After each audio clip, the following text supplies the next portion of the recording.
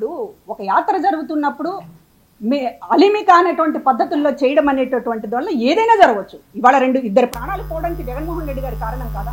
పోలీసుల పర్మిషన్ ఏమి 100 మందే వెళ్ళాలనుకున్నారు, 100 మందితో వెళ్ళండి, ఇంకొకసారి రోడ్ షో పెట్టుకోండి, ఇంకొకసారి పబ్లిక్ మీటింగ్ పెట్టుకోండి.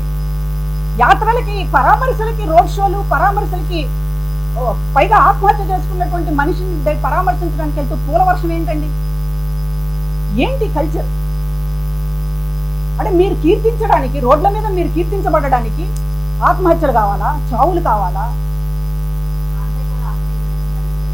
ఖచ్చితంగా మనిషిని గుద్దేసి వెళ్ళిపోతుంది అని అంటే, కానీ రోడ్డు మీద ఎవరైనా ఆగుతారు? చివరికి అందరూ తొక్కుకుంటూ వెళ్ళిపోతే మళ్ళీ ఒక పోలీసే తీసుకెళ్లి హాస్పిటల్లో జాయిన్ చేశారు. ఇంత దౌర్భాగ్యం ఎక్కడన్నా ఉంటుందా? చివరికి ప్రెస్ మీట్ దగ్గరికి వచ్చి కూడా, మీడియా ముందుకు వచ్చి కూడా, ఇద్దరు నా యాత్రలో చనిపోయారు, ఇది చాలా దురదృష్టకరం, నేను ఆ కుటుంబాలకు అండగా ఉంటానని ఒక్క మాట జగన్మోహన్ రెడ్డి గారు చెప్పలేకపోయారంటే ఆయన గుండె స్థానంలో ఉన్నది పెద్ద బండరాయి అనేటటువంటిది పదే పదే నిరూపించుకుంటాం. వైసీపీ కార్యకర్త ఏమిటి, ఎవరైనా సరే చావు అనేటటువంటి తన వల్ల చనిపోతే ఆయన పట్టించుకోడు, తన వల్ల చనిపోయాడు అనేటటువంటి దాన్ని అంగీకరించడు. ఇప్పుడు మీడియాతో మాట్లాడితే తప్పు ఒప్పుకోవాల్సి వస్తుంది. కాబట్టి ఇవాళ ఆ చావుని చాలా నిర్లక్ష్యం చేస్తూ, ఎవరికైనా బాధ్యత, కనీసం తన యాత్రలో ప్రాణం అంటే ఏంటి? ఒక కుటుంబం రోడ్డున పడిపోయినటువంటి పరిస్థితి.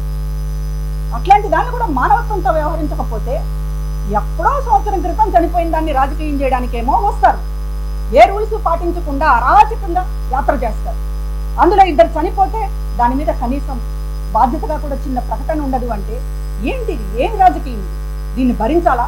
ఈ రాష్ట్రానికి అవసరమా ఇంత రాజకీయ వైపరీత్యాన్ని? ఎక్స్ట్రీమ్ పాలిటిక్స్ అంటారు. అంటే అసలు ఎవరికి లేనటువంటి అసాధారణమైనటువంటి లక్షణాలు ఇలా చూపిస్తూ ఉంటే దీన్ని భరించడం రాష్ట్రానికి అవసరమా? కొన్ని సెక్షన్స్ ఎప్పుడూ ఉంటాయి. అరాచకాలను ప్రోత్సహించేటటువంటి వాళ్ళు, అరాచకంగా ఉంటేనే బాగుంటుందని కోరుకునేటటువంటి వాళ్ళు ఉంటారు. అత్యంత పిరికి వాళ్ళు కూడా జనంలోకి వచ్చి రాళ్ళు రువేటటువంటి వాళ్ళు ఉంటారు. వాళ్ళకి కావాలి, గొడవలు కావాలి, దొంగ దెబ్బ తీయటం కావాలి. దొంగలు ఉంటారు, రకరకాల గంజాయి బ్యాచ్లు ఉంటారు, ఈవ్ టీజింగ్ చేసే వాళ్ళు ఉంటారు, నేరస్తులు ఉంటారు. అంత జనంలో మీరు ఏం కంట్రోల్ చేయగలుగుతారు? పోలీసు పర్మిషన్ ఇవ్వలేమో అనుకున్న తర్వాత జనంతో ముడిపడినటువంటి విషయం ఆషామాషినా? జనంతో పని అంటే ఏంటి? ఏదైనా జరగవచ్చు. ఇవాళ ఇద్దరు ప్రాణాలు పోయి రేపు ఏదైనా సామూహికంగా ఒక దాడి జరగవచ్చు. పోలీసులు చెప్పిన తర్వాత మీరు రూల్స్ ని వైలేట్ చేస్తే ఇది ఏం పద్ధతి? అది మీరు పోరాటం చేయండి, మీకు అనేక పద్ధతులు ఉన్నాయి. మళ్ళీ పర్మిషన్ తెచ్చుకోవచ్చు, లేదా మళ్ళీ ఇంకొక రోజుకు వాయిదా వేసుకుని మళ్ళీ పోలీసు పర్మిషన్ తీసుకోవచ్చు. ఇన్ని మార్గాలు అందరూ అవలంబిస్తుంటే ఎక్కడా లేనటువంటి ఇది బ్యారికేడ్లు తోసేస్తాం, పోలీసులు తోసేస్తాం, వాళ్ళు ఉన్నది 4, మేము ఉన్నది 40,000 మంది. What is this argument? ఇదా బాధ్యత కలిగినటువంటి రాజకీయ నాయకుడు చేయాల్సినటువంటి పనేనా? అందుకే నేను రాజీనామా చేసినప్పుడు నేను అని చెప్పాను, పార్టీని నడపడంలో జగన్మోహన్ రెడ్డికి బాధ్యత లేదు, ప్రభుత్వం నడపడంలో బాధ్యత లేదు, సమాజం పట్ల జగన్మోహన్ రెడ్డి గారికి అంతకంటే బాధ్యత లేదు.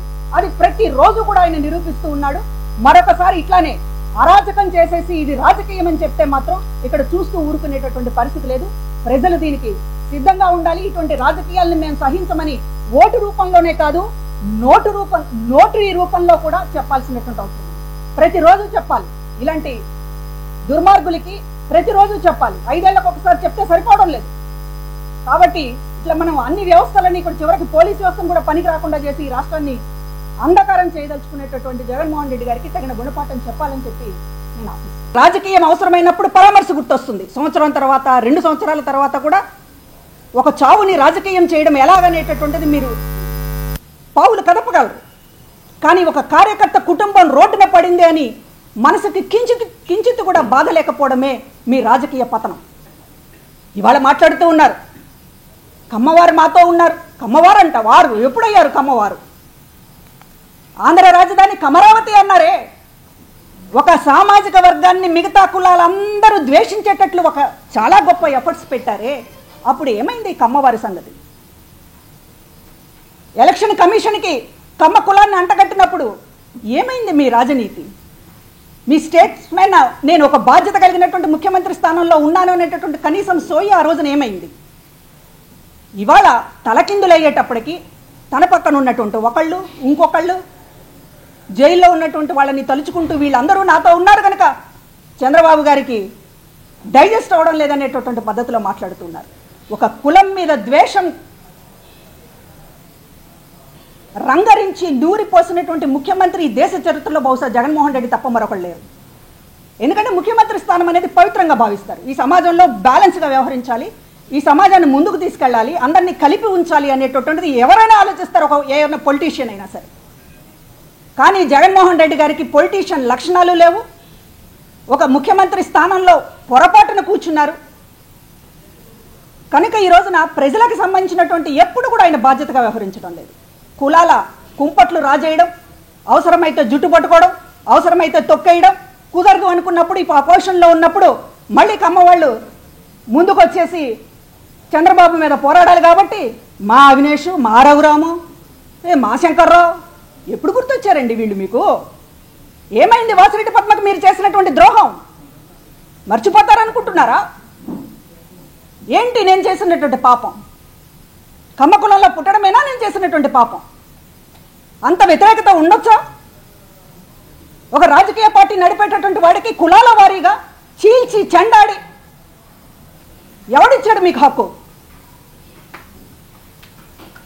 జనం ఉన్నారు కదా అని జనాన్ని గోతులో పాతి పెట్టేటటువంటి పద్ధతులు అవలంబిస్తే మాత్రం ఆల్రెడీ మీకు చెప్పు దెబ్బలు చూపించారు. మీరు 11 సీట్లకి పడిపోవడం అంటే